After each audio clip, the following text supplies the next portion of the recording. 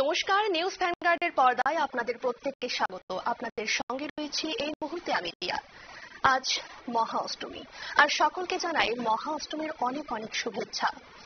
আজকের দিনটা বাঙালিদের কাছে আলাদাই মাহাত্ম্য রয়েছে এবং সকাল থেকেই অনেকেই আজ পুষ্পাঞ্জলি দিয়েছেন ইতিমধ্যে, এবং সকাল থেকে বিভিন্ন পূজা মণ্ডপগুলিতে কিন্তু তার জন্য তোড়জোড় শুরু হয়েছিল। এই মুহূর্তে আমরা নজর রাখবো আগরতলার দুর্গাবাড়ির দিকে। আগরতলার দুর্গাবাড়িতে অষ্টমী পূজা উপলক্ষে ধর্মপ্রাণ সাধারণের সমাগম কিন্তু চোখে পড়ার মতো, এবং সেই সাথে ধর্মীয় রীতিনীতি মেনে এই পুজো অনুষ্ঠিত হয়। আমরা দেখাবো আপনাদের আগরতলার দুর্গাবাড়ির মহা অষ্টমী পুজো।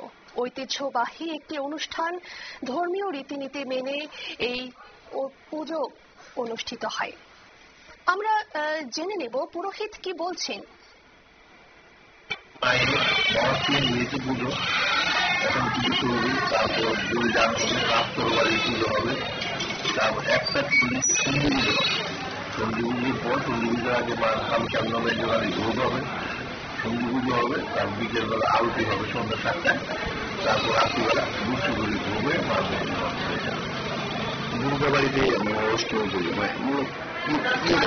কেমন দুর্গাবাড়িতে এই পুজোটা হচ্ছে? কত বছর দুর্গাবাড়িতে হয় আমার দিকে চলে আসছে এখানে, যে যে জায়গায় রাজবাড়ি ছিল সেই যে জায়গায় দুর্গাপুজো মহারাজের হিসেবে আগে দুর্গাবাড়ি তৈরি করেছেন, দক্ষিণার বাড়ি তৈরি করেছেন, তারপর রাজপ্রসাদ তৈরি করেছেন। মায়ের কাছে কি প্রার্থনা? মায়ের আপনারা শুনলেন পুরোহিতের বক্তব্য।